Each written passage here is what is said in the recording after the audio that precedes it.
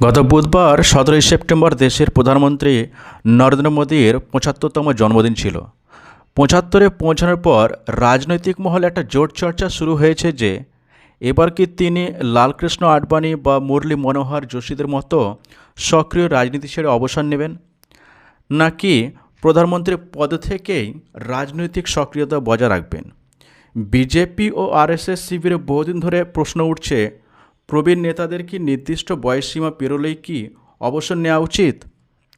আসলে এই বিতর্কের সূত্রপাত হয়েছিল 2014 সালের লোকসভা নির্বাচনের সময়, যখন বয়সের অজুহাত দেখিয়ে মোদীকে প্রধানমন্ত্রীর পদ প্রার্থী করলে বিজেপির অন্দরমহলের অনেক প্রবীণ নেতা দলের এই সিদ্ধান্তে অসন্তুষ্ট হন।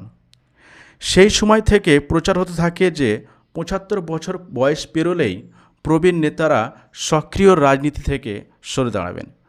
যদিও এই মুহূর্তে গেরুয়া শিবির থেকে মোদীর প্রধানমন্ত্রীর পদ থেকে সরে আসার ব্যাপারে কোনো প্রতিক্রিয়া আসেনি। এ ব্যাপারে বিজেপির রাজ্য সভাপতি শ্রমিক ভট্টাচার্য বলেন, মোদীজি স্বেচ্ছায় অবসর নেবেন কারণ তিনি অপরাজয়ী। আপনার কি মনে হয়, নরেন্দ্র মোদী কি প্রধানমন্ত্রীর পদ থেকে সরে দাঁড়াবেন? কমেন্ট করে অবশ্যই জানাবেন।